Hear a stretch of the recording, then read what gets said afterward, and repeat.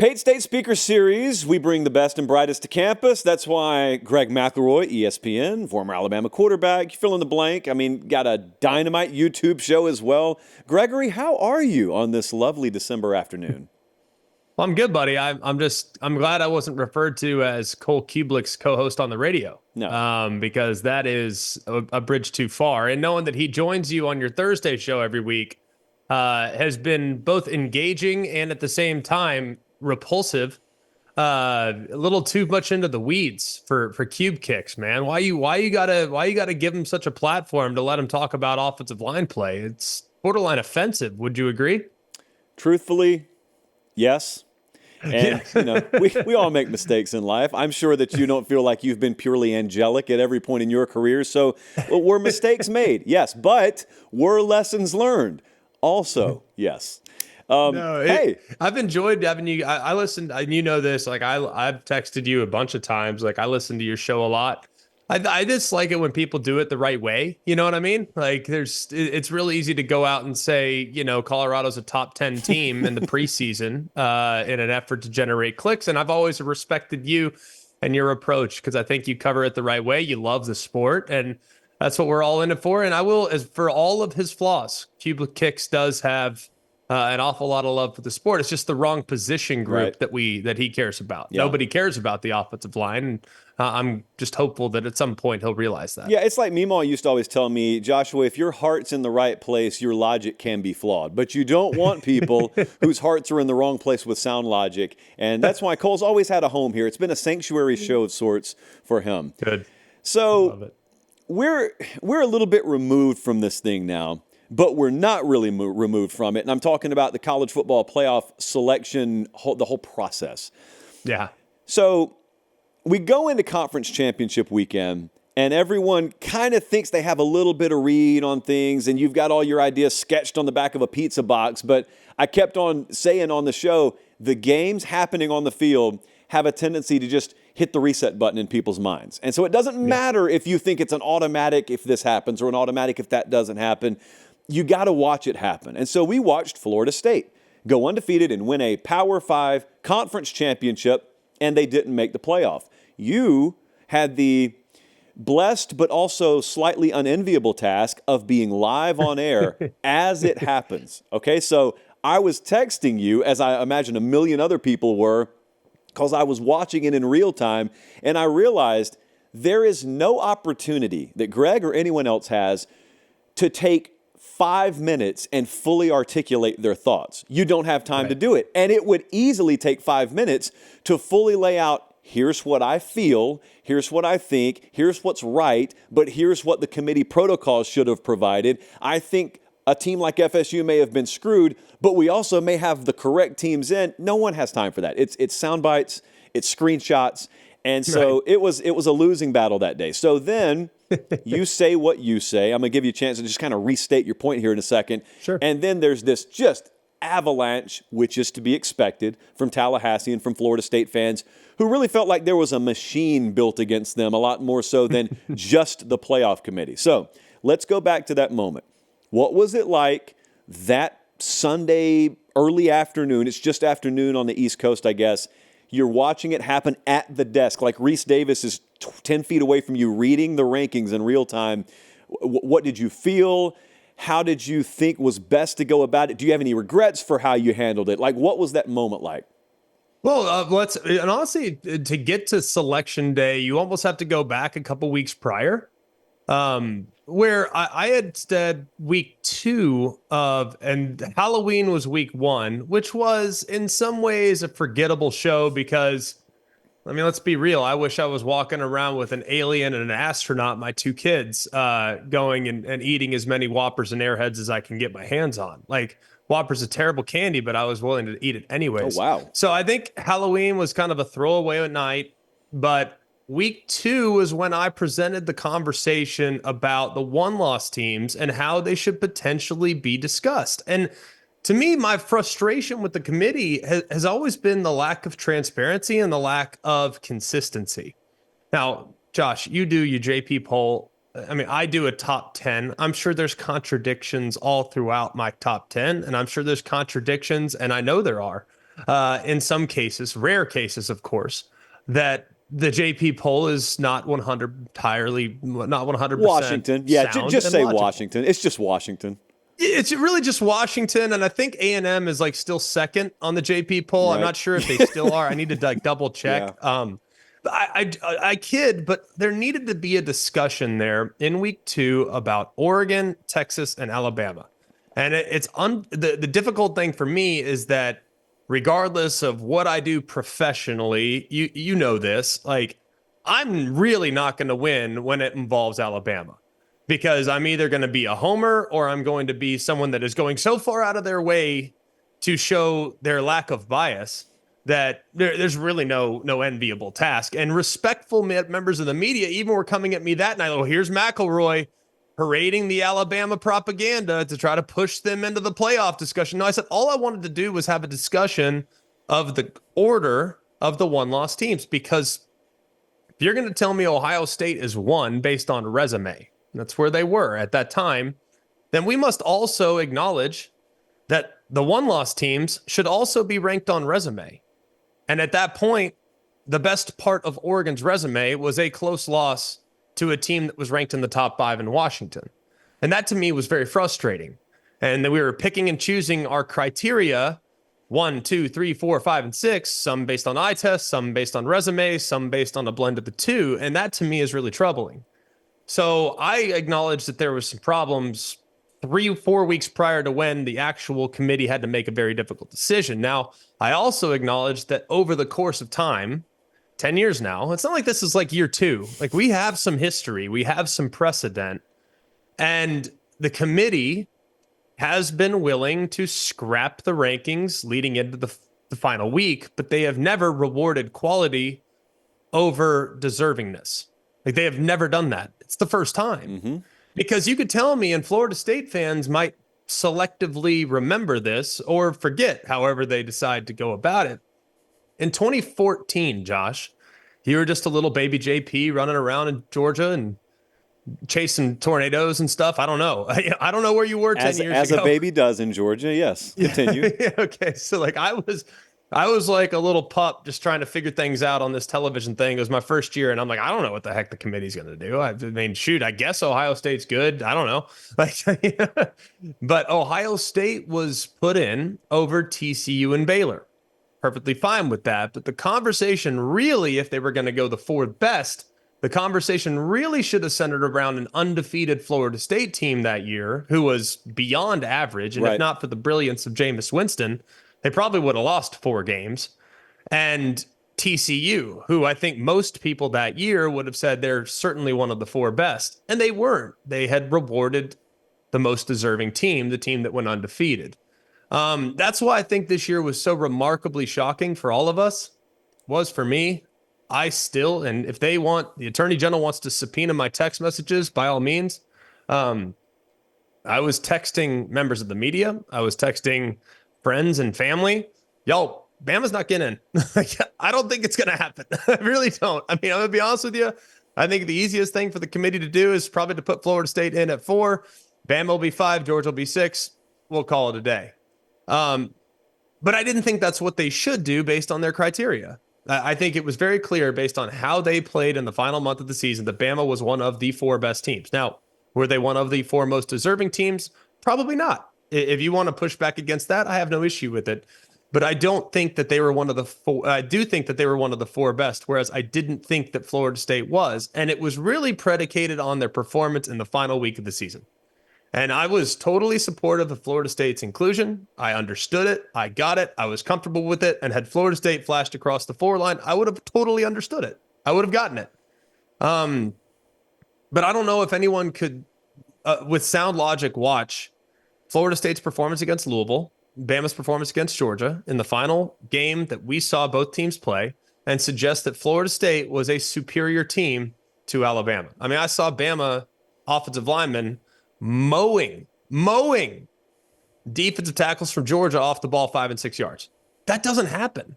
I mean, that's very, very rare. So I thought their performance and dominance in that game was what gave them the benefit of the doubt. And I thought it should have been Bama if we're going based on merit, based on ceiling, based on quality. But if you want to go based on resume, it'd be very hard, I think, to push back on Florida State being included. So no, I don't regret anything. I feel terrible for Florida State, but it can be a both and situation. They were both deserving. They were both good. And they went with the team that they thought was capable of performing at a higher level, to which I can't really push back. If you have a problem, take it up with the criteria, not so much with the committee that followed their own criteria for the first time in 10 years. Yeah. So the reason I ask is because I think you and I basically felt the same way on that. I mean, at my strongest conviction, I was 55 one way, 45 the other way. So like you said. At most. Yeah. I mean, if that spear 51-49 might even be more appropriate. Yeah. If that spear pops up on the screen on Sunday, I'm saying, oh, wow, okay. That's probably the extent of my reaction. Right. And then I know my phone's going to have its battery drained from like Bama friends and family hit me up. But you talked about something there that I wanted to get back to. So I think one of the most overused and misunderstood terms in all of sporting society, college football and otherwise, is bias. And you especially get it if you have an affiliation, if you either coached at or played at a specific university.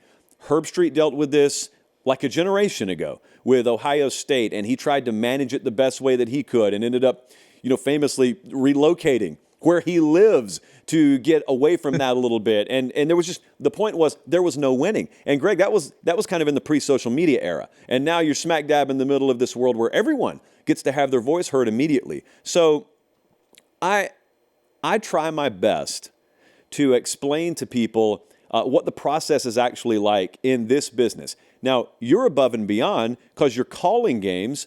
You're on legacy media. I mean, the biggest name on the block is ESPN and your studio and booth there. So your name's everywhere. So you got a huge platform, huge voice. I try to explain to people as best I know how. I grew up liking teams just like anyone else. I may not have played at a specific university, but I was just as diehard growing up as anyone else. And then I got a microphone put in front of my face. And I figured out the business of whether it's radio or television. And I figured out whether my team wins or loses, there is great business to be done on the other side of it.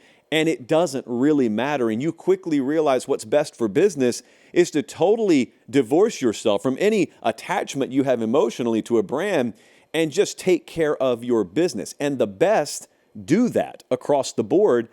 And people don't believe that's true. Like, people just don't believe it because by the very definition of what makes you want to watch a show like this or makes you want to watch a playoff reveal or makes you want to watch a game, you are a fan, which is great. Right. But that also means there may be this logic that would otherwise apply if we were talking on the street that doesn't apply. You simply don't believe a guy could have started for the University of Alabama but could be indifferent and unbiased when he talks about Alabama.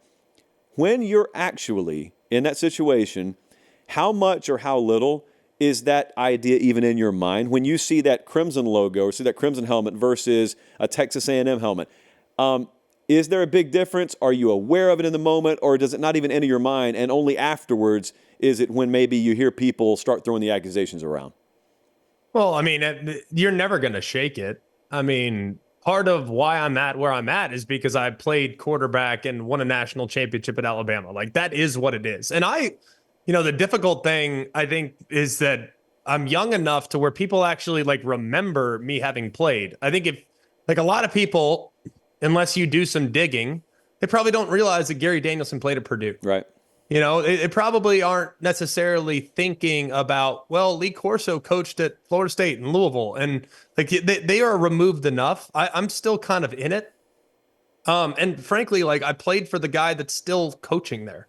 So, that is, I think, an additional layer of challenge that people have a difficult time distancing themselves from. And to be honest with you, I think as I got into this world and started to develop relationships with coaches, there was a bit of a, people were cautious, as if I was going to go report back, hey, Coach Saban, just so you know, hey, Auburn's got a reverse in. You want to take a peek at that? That is career suicide. I would like to provide for my family for the next 30 years, if at all possible. And I know that the best way of doing that is to is to really root for the sport, more so than root for a specific outcome. And that I think is strange for people, because we are so tribal and we are so obsessed with our university, and you can't imagine ever being able to remove yourself from such university. But I kind of say it like this: like when I was in Tuscaloosa playing for the Tide, that's 5 years. That's from 2006 to 2010. Every single waking moment of my life for a 5 year period was dedicated to trying to be successful in Bryant Denny Stadium or whatever stadium that we were traveling to. Like it was an obsession. That's all I did.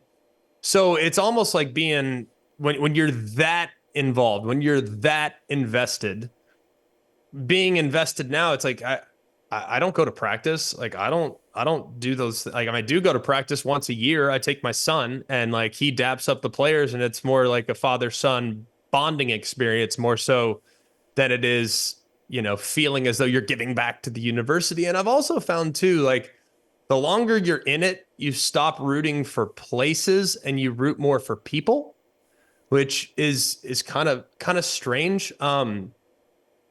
For instance, like Jim McElwain is a coach at Central Michigan. I would credit every ounce of success that I had in college football to his tutelage.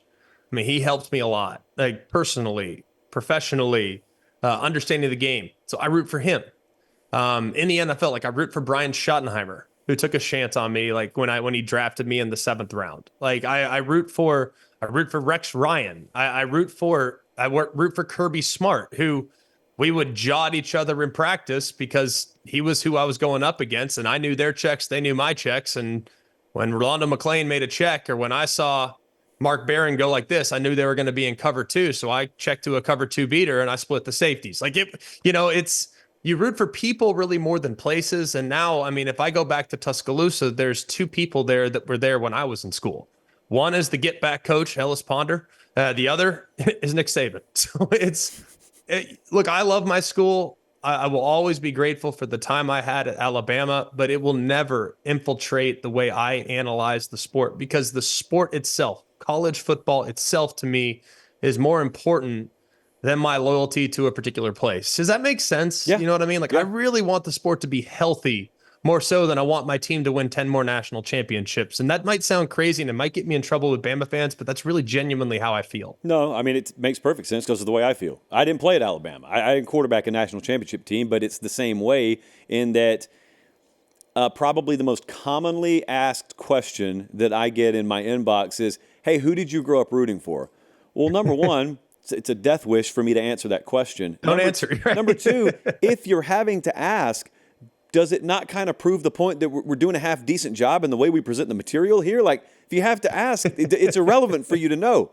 Right. So you've been at the media game for a decade already, which it still feels like you're really new at doing it. And I was very interested, sort of when the mid-20 teens come around, and the new media revolution starts to happen, the digital media revolution starts to happen, where you're opening doors and you're kind of seeing cracks to kick down dams that eventually lead to being able to do stuff like we do here, like you do with your show, but you're in a different position. Some of us solely relied on coming up through the alternative media space, YouTube Live, Facebook Live, etc.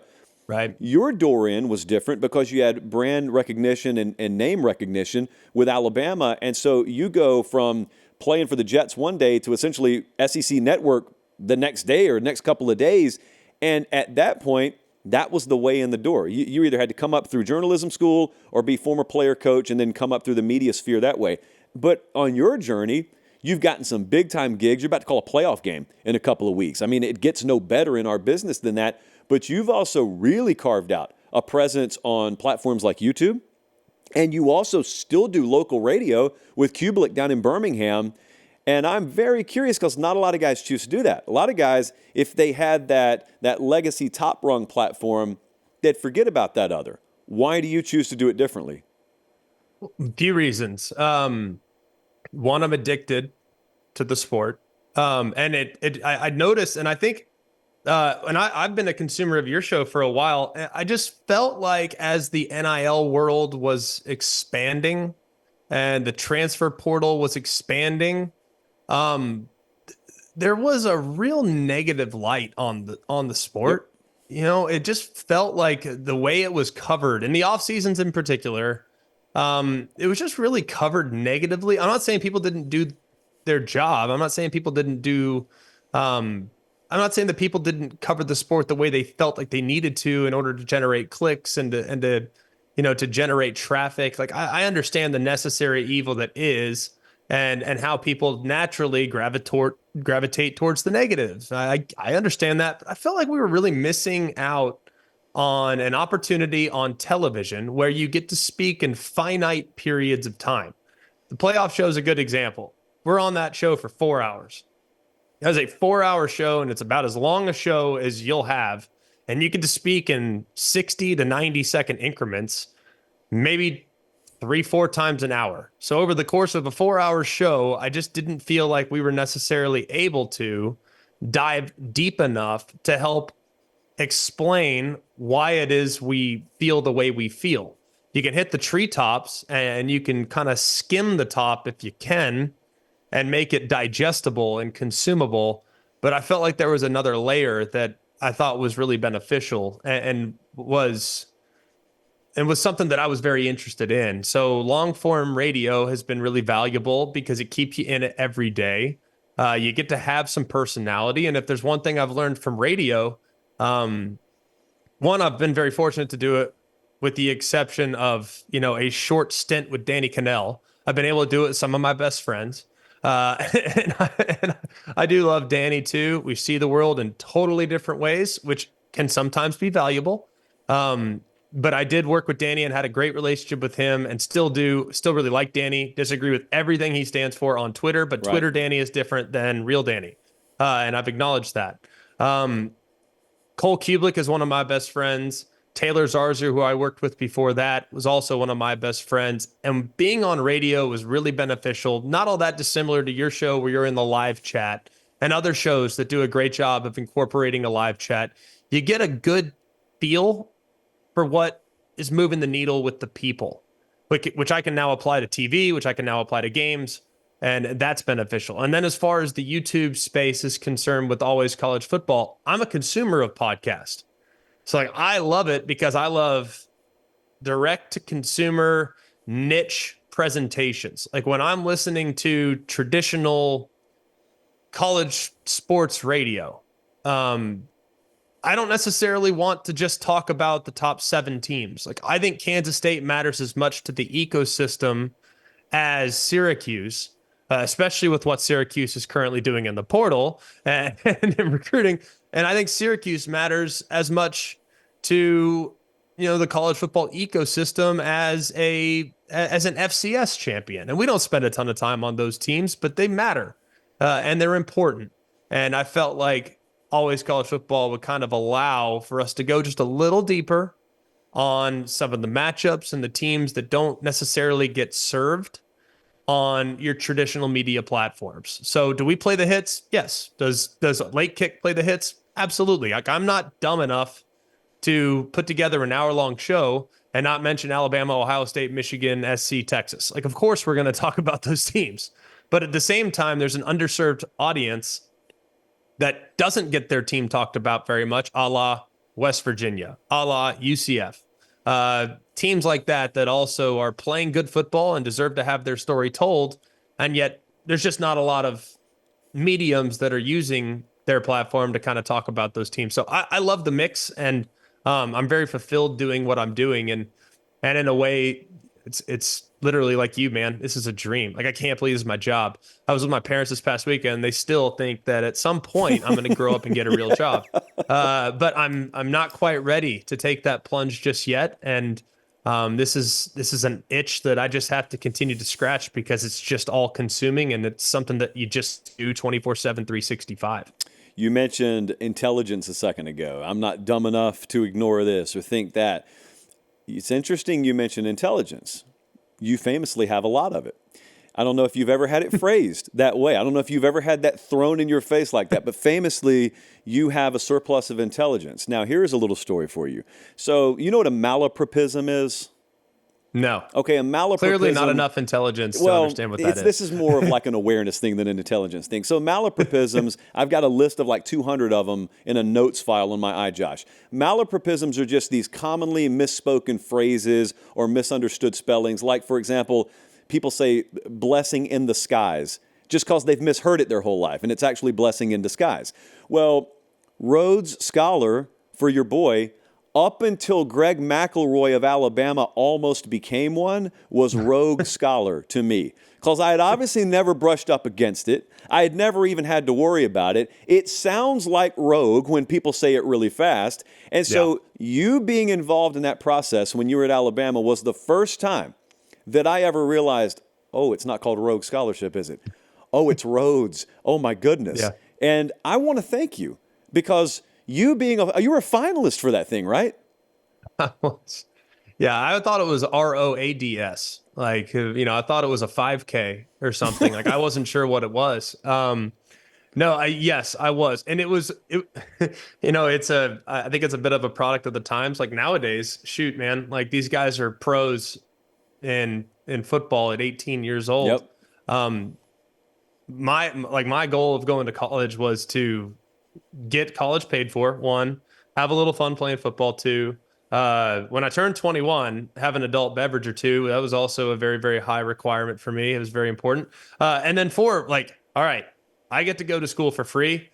I'm going to juice this thing for all I can possibly juice it for, because I don't know if I'm going to the league. Like, I don't care. If I do, great. I remember telling my buddy, and Preston Dial, you can look him up. He was a fullback, H-back out of Mobile, and my other buddy, David Ross, he's my roommates my freshman year. And they were having a discussion about, when I'm an All-American and when I'm all, which is great.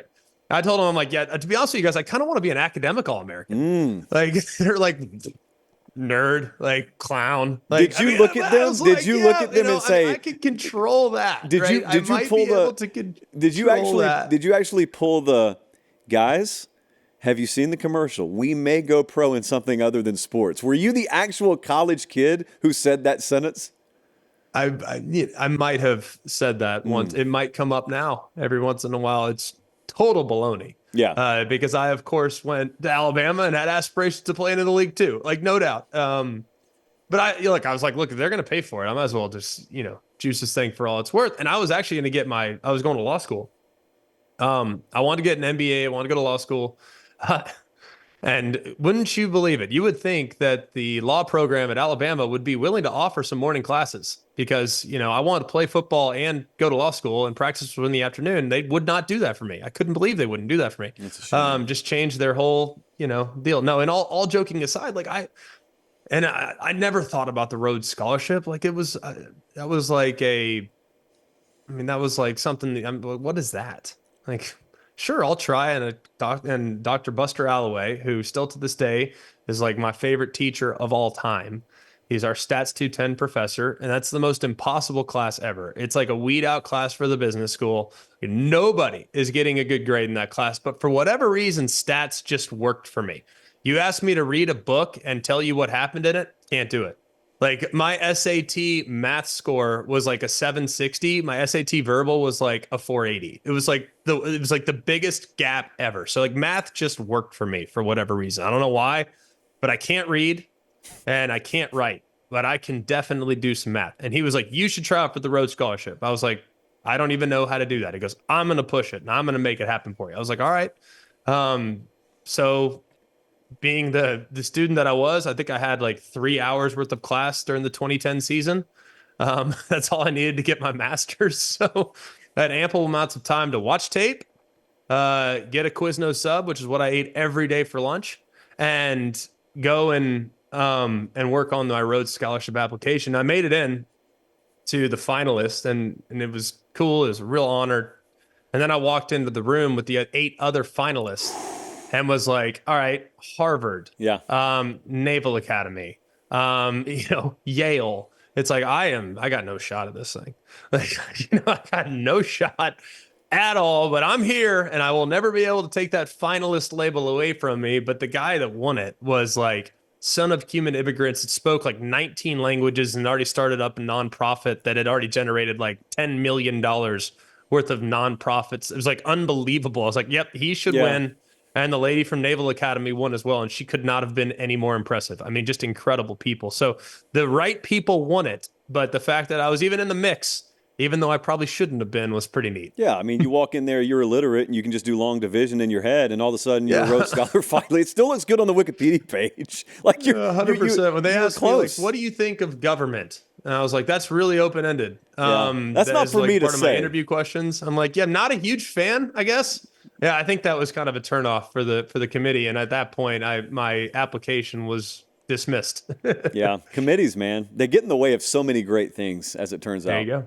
So now that we've got all of the Alabama bias aside and we've talked about that, I want to talk about Alabama football for a second. You not only, obviously everyone watches them because they've been the number one program in the country for a long time, but this particular year you're watching because you don't know if they're going to make the playoff or not. Dude, we don't know if they're going to be a 4-loss team when how they looked earlier in the season. So the Texas game happens. I would argue the USF game was the ugliest I've seen a Nick Saban team look at any point since 2008, basically. And then if you fast forward from that point to this point, looks like a totally different version of team, just happens to be same players. So you could look at that from 50,000 feet, which most of us are limited to do, and you could say, well, it's obvious something changed. And it's obvious. You watch that offensive line against Georgia, that looks way different. That quarterback looks way different than he did early in the season. But when you use a trained eye and you've got some insight into the program and you're on radio down there every day, when you zoom in, what did you see change and when did it start to change? It started on November 1st, the bye week. That's when it really changed. And I'm sure you, being as astute as you are and as observant as you are, it was pretty obvious that this team is really a tale of two seasons. It was first month, figure things out. Like, hopefully you play well against Texas. You don't. That loss lingers. They wanted to see whether or not one of the other quarterbacks might be able to provide a spark. I think there were probably some discussions had in the preseason, like, hey, you three are all going to get a chance to play at some point in the first 3 weeks, and then we'll figure it out from there. I would assume that's what went down. Don't have it on good authority that that's what happened, but certainly seems that way in talking to people that are more knowledgeable about it than me. Once they decided to go with Jalen, they became an offense that was really almost exclusively reliant on big plays. And the A&M game's a good example. It's like, all right, first down, run for -2, second down, sack, 3rd and 18, hit a fade down the field for a 27-yard gain. It was like very Jekyll and Hyde, very much big play reliant. And I don't think the team or the offense played with a lot of efficiency. They were just boom or bust. It was chunk plays or sacks. It was like, that's kind of all they were. And then after the bye week, I think they were able to reassess and they were able to really work on Jalen Milroe being more decisive and not holding the ball quite as long, getting the ball out a little bit quicker, being willing and able to take some underneath stuff, being willing and able to take off when the opportunity presents itself to run. He's run. In the last 5 games, he is the leading rusher by a mile. In the first 7 games that he participated in, I think he had 47 carries that weren't sacks. It was like 77 total, but the 47 when you account for the sacks taken there in the first 7 games. So he was a lot more decisive, and I think he played with a lot more urgency. And he did not view the underneath passing attack or a 6 or 7 yard run. Those are not negative plays. Like, those are still good plays. Like, 2nd and 3 as a play caller, Josh, that's a pretty good spot to be. Now, it's not a 47-yard touchdown, but shoot, man, we'll take those 6 and 7 yard gains. And I think they just operated with a lot more efficiency, a lot more urgency. I do think some of the defenses they faced there early on in November were get-right recipe type of teams. LSU's anemic on defense. Kentucky down the stretch did not play well on that side of the ball, especially in November. So I think that those are some get-right recipes that carried over into Chattanooga. Tough game on the road at Auburn, like always, but they had so much more confidence going into the Georgia game. And I thought, I said it on my show, I said it on several other platforms. I don't know if you said it or not. I don't recall how you felt about the Georgia-Bama game. Like, I took Bama in the game because I thought they matched up really well. Yeah. Like, Georgia's not good on the edges of their defense. Like, that's where, I mean, I believe at one point they were averaging like 6 yards per play given up on zone reads. It was like 115th in the country. It was absurd. It was like, that doesn't make sense. But then you think about the Auburn game, think about Georgia Tech game. I mean, it kind of did when you dove just a little bit deeper. So I thought Bama matched up really well in that game, and they had a tremendous performance. But I think it was really a kind of a process of feeling out, getting your quarterback more comfortable, getting the receivers a little more comfortable on the underneath stuff, identifying Isaiah Bond as a legitimate number one receiver, and then Jermaine Burton as your big play threat down the field, establishing clear roles for their wide receivers. And then defensively, I think they've been rock solid all season long. That really has, with the exception of the Texas game where their secondary played awful. They were really good on that side of the ball all season long. So it's really been on offense where things have changed, and they're a completely different team than where they were 6-7 weeks ago. You know what's crazy is when you played there, Bama, Georgia, wasn't even a thing. And I know there was that 07-08 home and home. They come in there and beat you in overtime. You guys go over there, the blackout win. But that was just a home and home with two big-time programs. There was no rivalry feel. There was nothing like that. I grew up right on the banks of the Chattahoochee River, bordering Alabama, Georgia.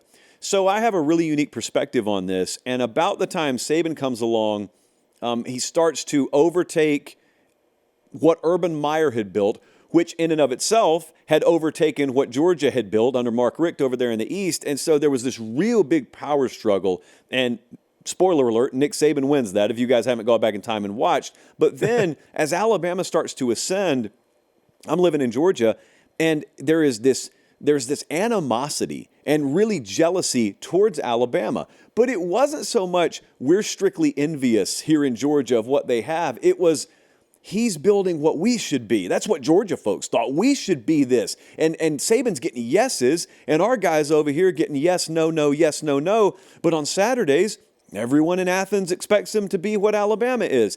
And so then when Kirby finally got hired there, he came there under the condition and understanding that if you want me to build the same thing that looks like what I just came from at Alabama, you got to give me what the guy at Alabama has. Even then, it's going to be hard, but you got to give it to me. And they gave it to him. And all of a sudden, unlike when you played there, there's this war between Alabama and Georgia, and it's all of a sudden happening more frequently because the games are happening, if not in the regular season, in championship matchups and settings. And the reality is, whether either of them want to admit it or not, there's one equal that each one of them feels exists in the sport. There's one worthy adversary that each one of them feels exists. And it's across the river. It's across the state. It's not Ohio State. It's not Michigan. It's not anyone else. Because either one of them feels like if we're healthy, we'll take care of business anywhere else. The one that's capable of beating us is the one that's built to beat us. Bama's built to match up against Georgia and vice versa, which is why when you went into that SEC championship game, it didn't matter what had just happened in the Iron Bowl. And to take it further, had Georgia been pushed to the limit by Georgia Tech, I wouldn't have cared about that either, because I would have known we are wiping the Etch-a-Sketch board clean, and whatever happens this Saturday, it's basically a one-game season. And I remember thinking to myself, I know Bama's banged up on the defensive front. I know Bowers and McConkey can barely go if they can go at all for Georgia, but whoever wins this and gets 3 weeks to sort of lick the wounds and be healthy, we may be looking at the national championship here. And in retrospect, Bama wins it. I'm not so sure I still don't feel that way. I picked him against Michigan. I may very well pick him in the national championship game, but it's amazing how evolutionary the SEC has been. When you were there, it's Bama LSU, and of course it's always Bama Auburn. Right. Now, Bama Georgia, even though it's not a yearly deal, is as big as anything in the country outside of Ohio State, Michigan has been. Yeah, I mean, honestly, for us, the alpha dog in the sport was Tim Tebow led Florida. Right. That was we hated Florida. We never played them. Our off season in 2009, we lost to Florida in the 2008 SEC championship game. Our entire season in 2009 was dedicated to Florida. They weren't even on the schedule. It's we are going to get revenge on those guys in Gainesville. Like that was the thing. And it was really kind of strange because I don't think we would ever talk to Coach Saban about it because it was like one game at a time, one play at a time. Like this game against Chattanooga is our biggest game on the schedule because it's the next one. I was like, yeah, kind of. The 2 weeks from now when we play Florida, that's kind of a big one for sure. But yeah, it's really changed. And I know you've probably said this. I've always thought that the two of the best jobs in the sport are Georgia and LSU because they are the granddaddy in their state. Like they are the big dog in really talent rich states. And whether it was when I was in the NFL or when I was at school or when I'm looking at rosters now, if you just look at how many guys are playing top tier college football from the state of Georgia and from the state of Louisiana, it's ridiculous. Like per capita, there's probably more NFL players in those two states than anywhere else in the country. Now, there's great players in Texas. There's great players in Florida. There's great players in California. I get that. But if you look at California, for example, there's like millions upon millions of people. Like per capita, the talent is better in Georgia, Florida, and frankly, in a wild way, Alabama. And line of scrimmage is not close. Outrageously, yeah. important. Line of scrimmage is not even close. No, my God! Honestly, the best players I might have played with might have been from Mississippi. Like, right? Those guys were insane. You just look across that 4-state range, and like some of the best players, for whatever reason, like linemen grow on trees in Louisiana and Monroe, Louisiana. Like you ask any college coach, it's like, hey, we got to get into Monroe. It's like we need a coach on our staff from Monroe that has ties to Monroe because that's the best per capita offensive and defensive lineman city in America.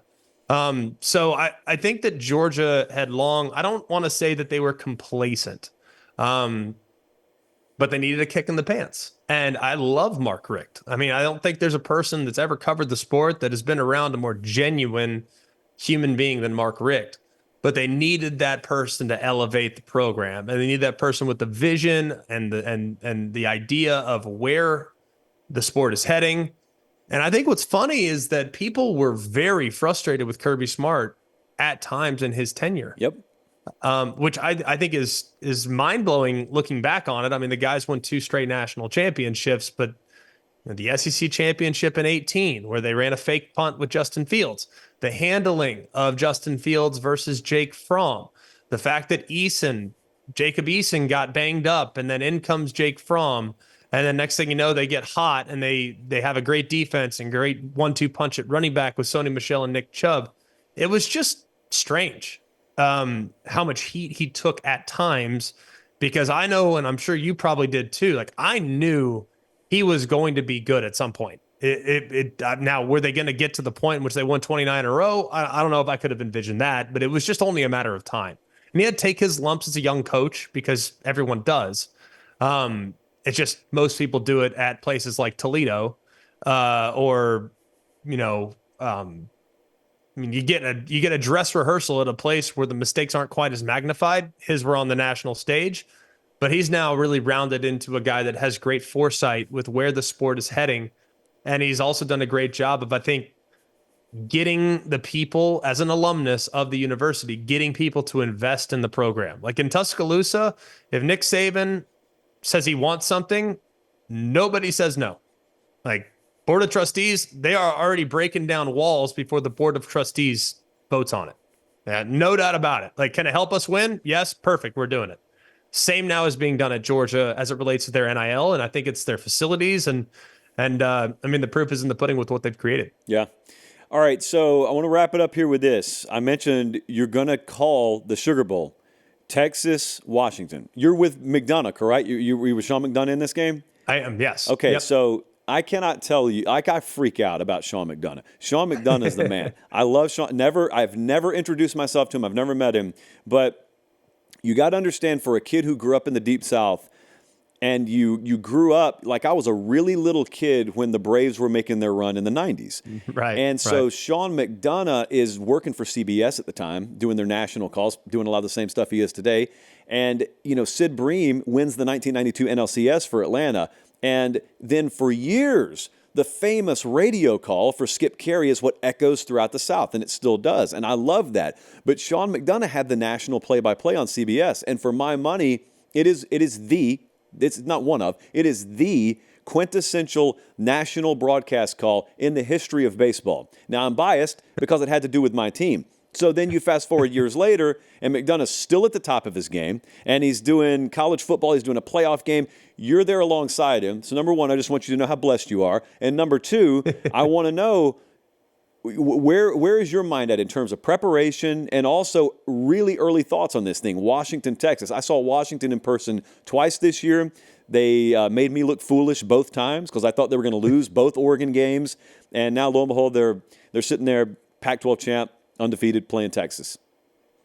I think it's pretty funny because I think if we would have just taken your weekly picks, your ramen noodle express or whatever, Washington should be like 4-9. Washington would be in the Las Vegas Bowl. That's where they would be. How many times did you pick against them?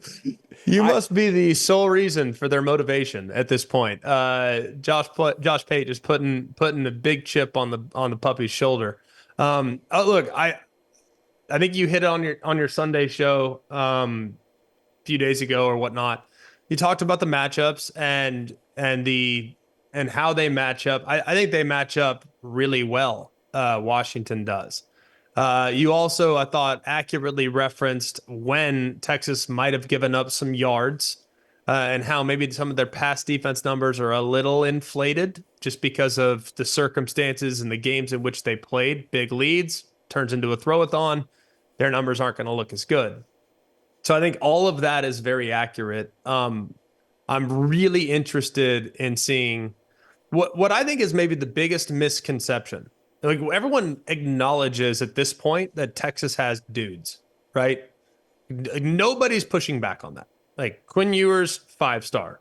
Tavondre Sweat, Byron Murphy along the defensive line, unbelievable. Jalen Ford at linebacker, unbelievable. Jatavion Sanders at tight end, unbelievable. Xavier Worthy's been kicking butt and taking names for weeks and years. A.D. Mitchell's had big moments in national championship settings. Jordan Whittington's been like Mr. Consistent. They probably have a future first-round pick at left tackle and Kelvin Banks. Like, everyone knows that Texas, because they've recruited and places like y'all's like 247 Sports, they acknowledge the quality on that roster. What I think is maybe the biggest misconception is how unbelievably talented Washington is. If you ask any NFL talent scout, they'll tell you, and you can talk to agents, you can talk to people that have surveyed them in practice and in person on game day, what have you. They have 7 guys that are likely going to be drafted in the first or second round. Maybe more in the top 100 picks. When you take into a guy like Yulo Fascio at linebacker, like, that guy's got NFL future. But then you look at the 3 receivers, some of which have missed time this year, but all 3 receivers are going to play a long time on Sundays. Michael Penix, probably a first-round pick. If he's not a back end of the first-round pick, maybe it's higher. I don't know how he'll throw against other guys, but he's legit. The left tackle, first-round pick. The right tackle, probably a top 2-round pick. I mean, if you look at it, they have Braylon Trice, their defensive end, probably a first-round pick. Like, I've had a lot of people, Josh, and I don't know if you've had this, but there's like this perception. People have said, well, Washington's just like TCU. Yep. Yeah. Oh, yeah. Yeah. You might want to keep that one in the drafts, my man. Like, that one is very inaccurate. Just because they throw it all over the yard, just because they wear purple, doesn't make them anything like the TCU Horned Frogs. Okay? They are not at all similar as far as how they've been built. Like, this is a legit veteran-led roster that has difference makers. Latulia Sanoa is their defensive lineman. He's missed a couple games. Well, he wreaks havoc when he's in there, and he's been back for the last couple weeks at D tackle. Like, when he's in the game, you cannot run it on him. I don't know why, but he is an immovable force. So they have guys that are really, really talented. So while I understand the helmet game that is Alabama and Michigan, it's in the Rose Bowl. That game's going to do a ridiculous number and should. I called Bama, Michigan in the Citrus Bowl in 2019. I think we had 14 million viewers. It was insane. Okay, insane. So, like, that's going to have a crazy audience. It's going to be compelling. It's going to be dramatic. And I think it's going to be a grinded out type of game. Like, I don't think either offense is going to just turn that thing into a track meet. I think it's going to be grinded out. And I could see the final being somewhere along the lines of like 24-17 in that vicinity. It wouldn't shock me whatsoever. But in our game, I think it's going to be a track meet. Yep. I mean, I think both offenses are going to score. I think both quarterbacks are going to play well. It's in a dome. Weather will not be an issue like it has been multiple times for Washington this year. They're going to be healthy for the first time in a while. I mean, if you look at what Washington's had to endure from a injury standpoint, McMillan, their receiver's been out. Latulia Sanoa has been out. They've had 3 safeties out for a vast majority of the season, all of which more than likely will be back and will be available for the game. They've had multiple guys out of the lineup. They've been without their right guard for 3 or 4 games this year. So I think that this will be good on good, man. I mean, this is, I think, a really compelling matchup, and I'm thrilled and honored to have the opportunity to call it alongside Sean. Like, my career goal has been to call a playoff game, and then hopefully someday have an opportunity to call a national champion. Like, those are my goals. And if I call one, I'm good. Like, we're Right. fine. But it's going to be really special to be there in a matchup that I think is really, really interesting. So I could see it going both ways. I think it's a coin toss game, and it should be a heck of a game to break down. The haters will say that you get no credit for talking Washington on the show because you had to bring someone else on to do it. So even though we just dedicated all this time to them, I just want you to know I will get no shine for this whatsoever. 0. Absolutely none. Comment section will be as toxic as it's always been. But I appreciate it. Well, you can't worry about the haters because every single tweet that I see, and I think Big Game Boomer has you as like number 2. Appropriate that Brandon Walker's number 1. I get that. And I know you had a little beef with that on your show a few weeks ago. I'm sitting there at like number 99. The only person that I'm in front of is Big Game Boomer himself. So I will look, the haters might be plentiful as far as Seattle, Washington is concerned, but the lovers are very much out there for Josh Pate, and understandably so, as it should be. Yeah, I think, if I rub the crystal ball, which we do here at 24/7, my crystal ball says Greg McElroy surges in the BGB Top 100 this year. You're going to call a playoff game on New Year's Day. So who gets a bigger start to 2024 than that? That's got to be worth a whole lot, I would think. Maybe spring rankings come out, and all of a sudden you're there in the 40s and you're primed to where, if I take care of business over the summer, don't get arrested, anything like that, I surge into fall. You could make a meteoric rise. You could be the Washington of this upcoming season. I think I'm okay with where I'm at. Much like a lot of what Big Game Boomer does. Right. I respect and appreciate the troll. Yeah. And I don't spend too much time worrying. And like Meemaw probably said at one point or another, what other people think of you is none of your business. I don't know if Meemaw said that, but she should have. No, that's what I would have to say about that. She did. And Meemaw spoke it into existence, and here we are. Greg McElroy, always college football. If you want to check it out on YouTube, pretty much everywhere on ESPN. We appreciate your time, man. Enjoyed it, brother.